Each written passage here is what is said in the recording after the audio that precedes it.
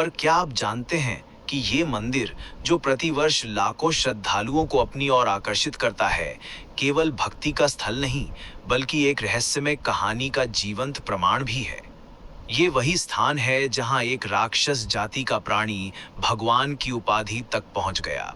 एक ऐसी कथा जो आपके रोंगटे खड़े कर देगी।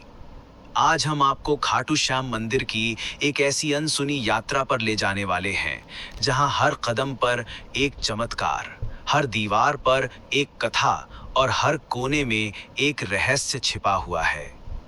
शायद आपने ये नहीं सुना होगा कि खाटू श्याम मंदिर की नींव एक ऐसी कहानी पर टिकी है जो महाभारत काल से जुड़ी हुई है। ये मंदिर केवल पत्थरों से बनी एक रचना नहीं, बल्कि ये भीष्म पितामह के वचन, एक वीर योद्धा की आत्मत्याग और श्री कृष्ण के आशीर्वाद का साक्षात प्रतीक है। लेकिन ये मंदिर केवल इस पौराणिक कथा से ही अद्भुत नहीं बनता। इसकी भव्यता और रहस्यमय घटनाएं इसे और अधिक अलौकिक बनाती हैं। मंदिर के गर्भगृह में स्थापित श्याम बाबा की प्रतिमा एक ऐसे कुएं से प्राप्त हुई थी जिसे आज श्याम कुंड कहा जाता है। इस कुंड के जल को अमृत तुल्य माना जाता है और मान्यता है कि इसका स्पर्श मात्र भी व्यक्ति के समस्त पापों को नाश कर देता है। लेकिन इस कुंड में पानी कहां से आता है, इसके बारे में कोई नहीं जानता। मंदिर में एक और अद्भुत परंपरा निभाई जाती है। यहाँ पर एक खास तरह का निशान चढ़ाया जाता है। ये कोई साधारण प्रतीक नहीं, बल्कि श्रद्धा, नियम और संयम का प्रतीक है।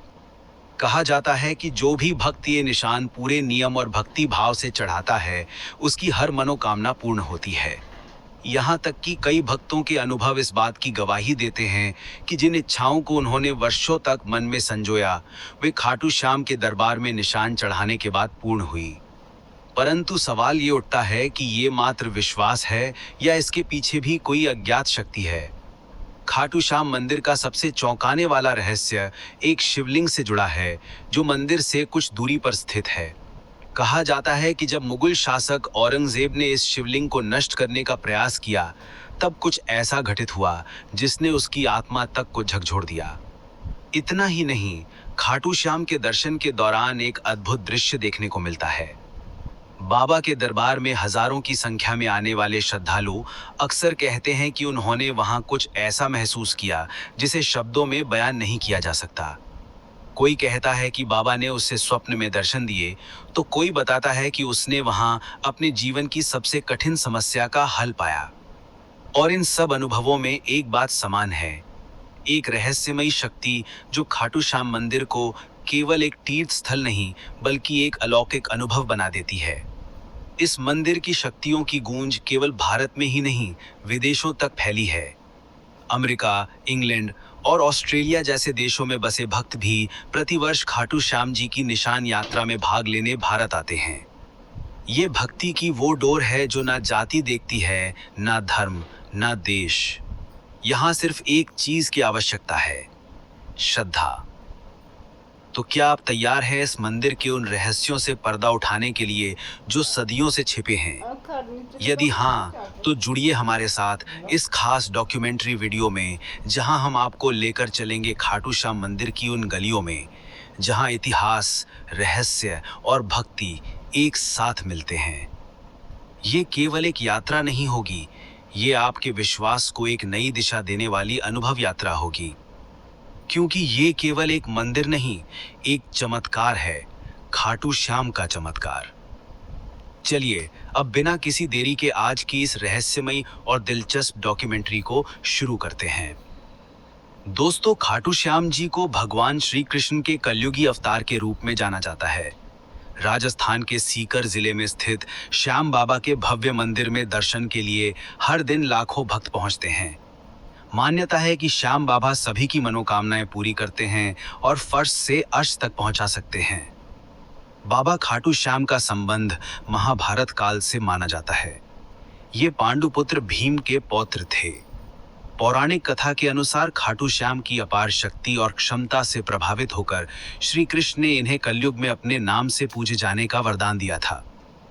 लेकिन ये वरदान किस स्थिति में दिया गया है, इसके बारे में शायद ही आप जानते होंगे। हारे का सहारा खाटू श्याम हमारा, ये तो आपने अक्सर ही सुना होगा। लेकिन हारे का सहारा बनने के पीछे की कहानी से शायद ही आप परिचित होंगे। इन सभी सवालों के जवाब मिलेंगे आपको महाभारत की उस कथा में जो आपने नहीं सुनी होगी। तो आइए जानते हैं खाटू श्याम जी की इस पवित्र कथा के बारे में।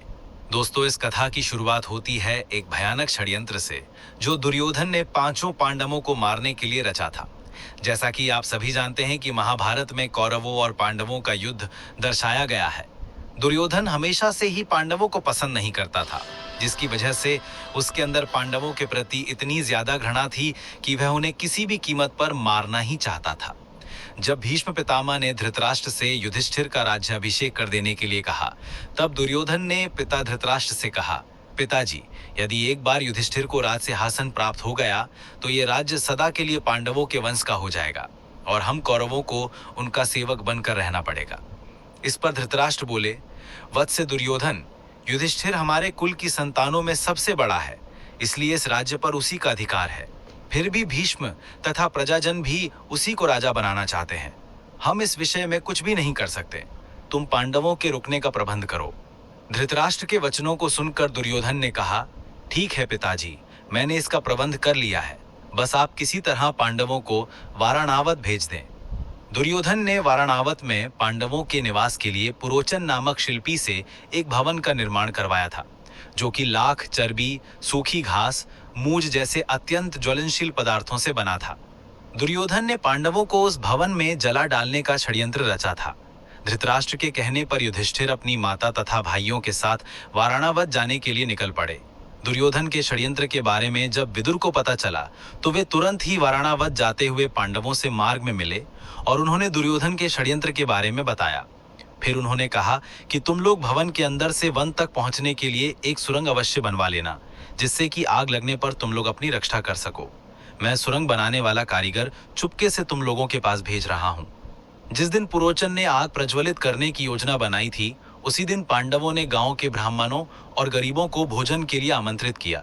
रात में पुरोचन के सोने पर भीम ने उसके कमरे में आग लगाई। धीरे धीरे आग चारों ओर लग गई। लाक्षागृह में पुरोचन तथा अपने बेटों के साथ भीलनी जलकर मर गई। लाक्षागृह के भस्म होने का समाचार जब हस्तिनापुर पहुंचा तो पांडवों को मरा समझकर वहां की प्रजा अत्यंत दुखी हुई। दुर्योधन और धृतराष्ट्र सहित सभी कौरवों ने भी शोक मनाने का दिखावा किया और अंत में उन्होंने पुरोचन, भीलनी और उसके बेटों को पांडवों का शव समझकर अंत्येष्टि करवा दी। लाक्षागृह की सुरंग से निकलकर पांडव जिन हिंडनी नदी किनारे पहुंच गए थे, जहां पर विदुर द्वारा भेजी गई एक नौका में सवार होकर वे नदी के उस पार पहुंच गए। नदी पार पहुंचने के बाद वो सभी एक जंगल में पहुंचे। वहीं पर हिड्डिम नाम का राक्षस अपनी बहन हिडिंबा के साथ रहता था। हिड्डिम हिडिंबा पर अपना जोर चलाता था और उससे मानवों का मांस लाने के लिए कहता था। मजबूरी में हिडिंबा को भी ऐसा करना ही पड़ता था। रात के समय जब सभी पांडव सो रहे थे तो उनमें से भीम सभी का पहरा दे रहे थे। जब हिडिंबा अपने भाई हिड्डिम के आदेश पर पांडवों को मारने के लिए गई, तभी उसकी नजर भीम पर गई और वो भीम को देखकर मोहित हो गई और उनसे प्रेम करने लगी।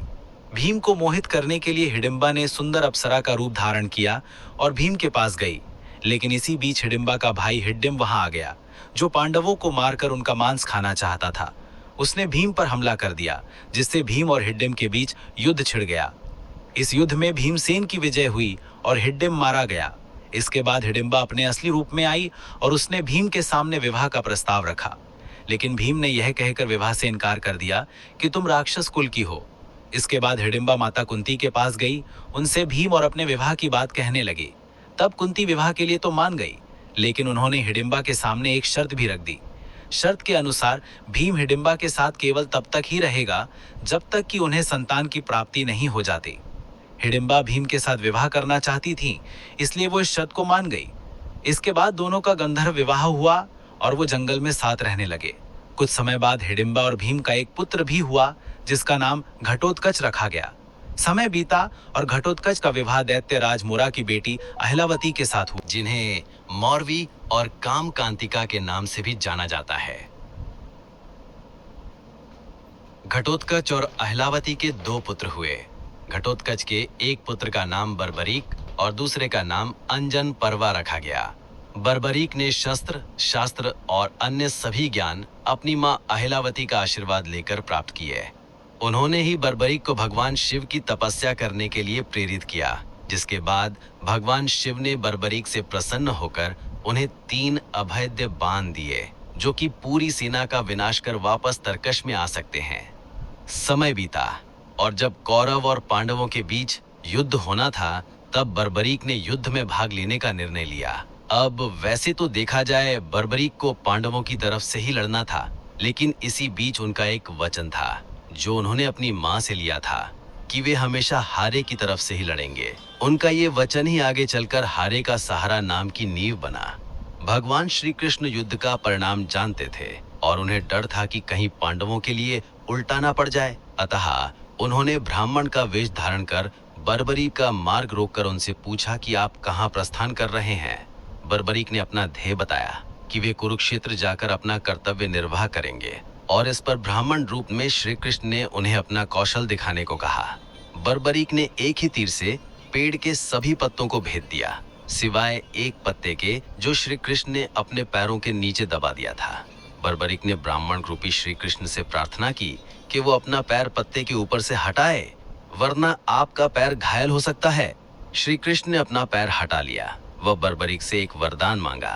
बर्बरीक ने कहा, हे यजमान, आप जो चाहे मांग सकते हैं, मैं वचन का पूर्ण पालन करूंगा। ब्राह्मण रूपी श्री कृष्ण ने शीश दान मांगा। ये सुनकर बर्बरीक तनिक भी विचलित नहीं हुए, परंतु उन्होंने श्री कृष्ण को अपने वास्तविक रूप में दर्शन देने की बात की, क्योंकि कोई भी साधारण व्यक्ति ये दान नहीं मांग सकता। तब श्री कृष्ण अपने वास्तविक रूप में प्रकट हुए। उन्होंने महाबली त्यागी तपस्वी वीर बर्बरीक का मस्तक रणचंडिका को भेंट करने के लिए मांगा, और साथ ही वरदान दिया कि कलयुग में तुम मेरे नाम से जाने जाओगे, मेरी ही शक्ति तुम में निहित होगी, देव तुम्हारे मस्तक की पूजा करेंगे। जब तक ये पृथ्वी, नक्षत्र, चंद्रमा तथा सूर्य रहेंगे, तब तक तुम लोगों के द्वारा मेरे शिष्याम रूप में पूजनीय रहोगे। मस्तक को अमृत से सींचा और अजर मर कर दिया। मस्तक ने संपूर्ण महाभारत का युद्ध देखा एवं युद्ध के निर्णायक भी रहे। युद्ध के बाद महाबली बर्बरीक कृष्ण से आशीर्वाद लेकर अंतर्धान हो गए। तो दोस्तों, ये था बर्बरीक से 3 बाणधारी, हारे का सहारा और खाटू श्याम तक का बनने का सफर। लेकिन ये सफर अभी अपने सही अंजाम पर नहीं पहुंचा था, क्योंकि जो आज हम खाटू श्याम मंदिर देखते हैं, उसके बनने की कहानी उतनी सरल नहीं है। खाटू श्याम मंदिर के निर्माण का इतिहास भी कम उलट पलट से जुड़ा नहीं रहा है।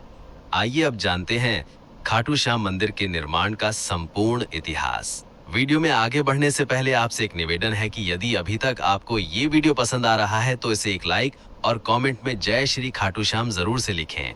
हमारे चैनल को सब्सक्राइब भी जरूर करें ताकि आपको इसी तरह से मंदिर की अच्छी अच्छी जानकारी मिल सके। अब चलिए अपनी इस वीडियो की ओर आगे बढ़ते हैं। कहते हैं कि जब समय चुप होता है तब इतिहास बोलता है, और ऐसा ही एक इतिहास आज भी राजस्थान की धरती पर गहराई से दफन है। खाटू श्याम का इतिहास। ये कहानी है उस चमत्कारी स्थान की जहां कलयुग के वर्षों बीत जाने के बाद भी भगवान की उपस्थिति ने खुद को उजागर किया, न केवल एक घटना के रूप में बल्कि एक संकेत के तौर पर। राजस्थान के सीकर जिले में स्थित खाटू नामक गांव, जो कभी साधारण सा प्रतीत होता था, अचानक आस्था और रहस्य का केंद्र बन गया। ये उस समय की बात है जब इस स्थान की धार्मिक पहचान अब तक धुंधली थी, किंतु एक दिन जब एक गाय एक विशेष स्थान पर पहुंची तो कुछ ऐसा हुआ जिसने सबका ध्यान खींच लिया। गाय जैसे ही उस जगह पहुंची जहां बाद में रहस्य उजागर हुआ, उसके थनों से अपने आप दूध बहने लगा। ये दृश्य किसी चमत्कार से कम नहीं था। ग्रामीण स्तब्ध रह गए, और जैसे जैसे इस बात की चर्चा फैली, लोगों ने उस जगह को खोदने का निर्णय लिया। जब जमीन की परतें हटाई गईं, तो वहां से जो निकला वो एक साधारण वस्तु नहीं थी। वहां दबा हुआ था एक सिर, एक दिव्य मुखाकृति जिसने युगों से खुद को इस धरती के भीतर छुपा रखा था। इस रहस्यमय सिर को ग्रामीणों ने श्रद्धा से उठाया और एक ब्राह्मण को सौंप दिया। ब्राह्मण ने कई दिनों तक उसकी विधिवत पूजा की, ये जानने की प्रतीक्षा करते हुए कि अब आगे क्या करना है। लेकिन जिस उत्तर की उसे प्रतीक्षा थी, वो एक दिव्य स्वप्न के रूप में खाटू के तत्कालीन राजा रूप सिंह चौहान को प्राप्त हुआ। स्वप्न में उन्हें आदेश मिला कि इस सिर के लिए एक मंदिर का निर्माण किया जाए, जहां इसे विधि पूर्वक स्थापित किया जाए। राजा ने इस दिव्य आज्ञा का पालन किया और सन 1027 ईस्वी में फाल्गुन शुक्ल एकादशी के दिन उस पवित्र मूर्ति को स्थापित कर एक भव्य मंदिर का निर्माण करवाया गया। समय बीतता गया और वर्षों बाद 1720 ईस्वी में मारवाड़ के तत्कालीन शासक के निर्देश पर दीवान अभय सिंह नामक एक प्रतिष्ठित रईस ने इस प्राचीन मंदिर का जीर्णोद्धार करवाया। यहीं से खाटू श्याम मंदिर ने अपनी वर्तमान भव्यता प्राप्त की। जो मूर्ति गर्भगृह में विराजमान है वह अत्यंत दुर्लभ पत्थर से निर्मित है और आज भी उसी अलौकिकता के साथ पूजनीय है। खाटू श्याम आज न केवल राजस्थान बल्कि पूरे भारत में लाखों परिवारों के कुल देवता है। गुजरात के अहमदाबाद के पास लांभा गांव में स्थित खाटू श्याम का एक और मंदिर इस बात का प्रमाण है कि बाबा का आशीर्वाद हर दिशा में फैला है। यहाँ श्रद्धालु अपने नवजात शिशुओं को बाबा का आशीर्वाद दिलाने लाते हैं, क्योंकि यहाँ बाबा को बलिया देव के रूप में भी पूजा जाता है। मंदिर की वास्तुकला, उसकी हर ईंट, हर पत्थर में भक्ति की भाषा बोलती है। चूने के मुर्तार, सफेद संगमरमर और पारंपरिक टाइलों का सुंदर संगम इस संरचना को कलात्मक बनाता है।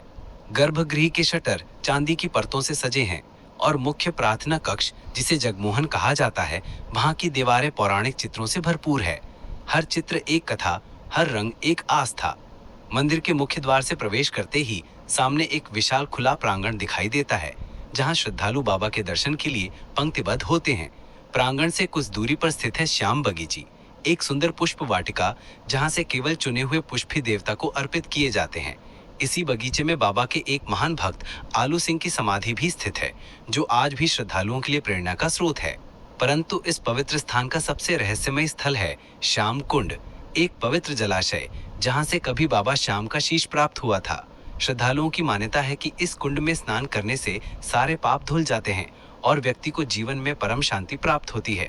लोग सच्चे मन से डुबकी लगाते हैं और बाबा से अपने जीवन के कष्टों से मुक्ति की प्रार्थना करते हैं। कहा जाता है कि इस कुंड में पानी सीधा पाताल लोक से आता है, और यह सच भी लगता है, क्योंकि देखने पर आपको इसके आसपास कोई ऐसा सोर्स नजर भी नहीं आता है।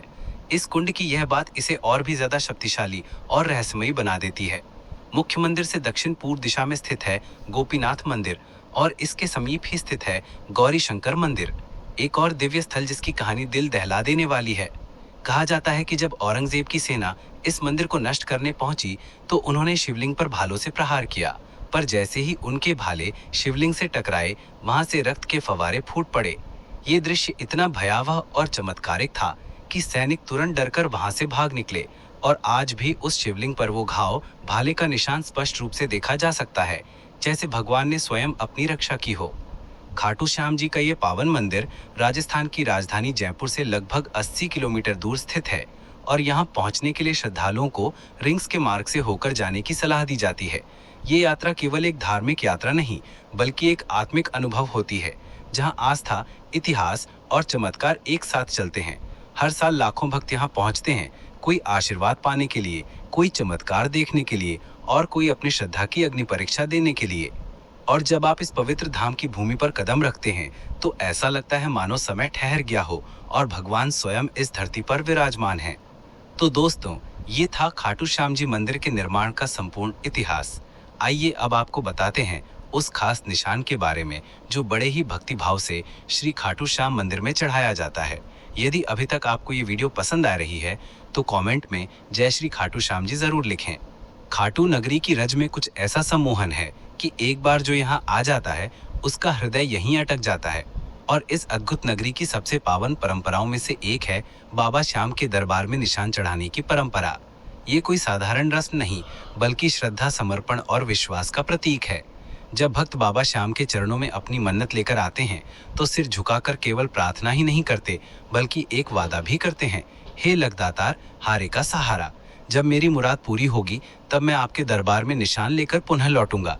लेकिन कई ऐसे श्रद्धालु भी होते हैं जिनका विश्वास इतना अडिग होता है कि वे अपनी मन्नत पूरी होने से पहले ही बाबा को निशान समर्पित कर देते हैं। उनके लिए ये यात्रा भरोसे की यात्रा होती है, जहां वे पहले बाबा पर विश्वास करते हैं और फिर फल की प्रतीक्षा करते हैं। ये परंपरा केवल आज की नहीं, सदियों पुरानी है। खाटू श्याम जी को चढ़ाया जाने वाला ये निशान, जिसे ध्वज भी कहा जाता है, एक अत्यंत पवित्र और भावनात्मक प्रतीक है जो बाबा के बलिदान और विजय का प्रतिनिधित्व करता है। सनातन धर्म में ध्वज को सदैव विजय का प्रतीक माना गया है और खाटू श्याम का ये ध्वज केवल कपड़े का एक टुकड़ा नहीं, बल्कि उनकी अमरता, उनके त्याग और उनके अपार प्रेम का प्रतीक है। ये हमें उस दिव्य क्षण की याद दिलाता है जब भगवान श्री कृष्ण के आदेश पर युद्ध की विजय के लिए श्याम बाबा ने, पूर्व जिन्हें बर्बरी कहा जाता था, ने अपना शीश दान कर दिया था। उन्होंने अपना बलिदान धर्म की रक्षा और अधर्म के विनाश के लिए दिया और युद्ध का श्रेय भी स्वयं नहीं लिया, बल्कि श्री कृष्ण को समर्पित कर दिया। इसलिए जब भक्त खाटू श्याम को ध्वज अर्पित करते हैं तो यह केवल मन्नत की पूर्ति का आभार नहीं होता, बल्कि उस दिव्य बलिदान की स्मृति भी होती है। निशान के रंग केसरिया, नारंगी और लाल त्याग, शक्ति और भक्ति का प्रतिनिधित्व करते हैं। इन निशानों पर अक्सर श्री कृष्ण और श्याम बाबा की छवियां अंकित होती हैं। साथ ही पवित्र मंत्र भी जो भक्तों को आंतरिक शांति का अनुभव कराते हैं।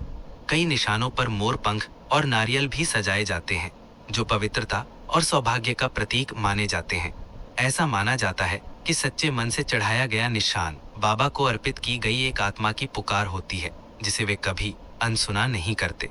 कहते हैं कि इस निशान के साथ जब भक्त खाटू श्याम की नगरी में प्रवेश करते हैं तो हर कष्ट दूर हो जाता है, हर दुआ स्वीकार हो जाती है और जीवन में सब और मंगल ही मंगल छा जाता है। इस ध्वज को चढ़ाने से पहले विशेष पूजा अर्चना की जाती है। भक्त कई दिनों तक उपवास रखते हैं, नियमों का पालन करते हैं और फिर उस निशान को अपने हाथों में लेकर पद यात्रा प्रारंभ करते हैं। इस यात्रा को निशान यात्रा कहा जाता है और ये एक भक्ति की पराकाष्ठा होती है। जब भक्त नंगे पांव हाथों में ध्वज लिए रिंग से खाटू धाम तक की 18 किलोमीटर लंबी यात्रा करते हैं तो हर कदम उनकी श्रद्धा के ताप से तपता है। रास्ते में भजन, कीर्तन और श्याम नाम की जय के जयकारे गूंजते हैं, जो वातावरण को अलौकिक बना देते हैं। वर्तमान समय में भक्त न केवल कपड़े के, बल्कि सोने और चांदी से बने निशान भी बाबा को अर्पित करते हैं।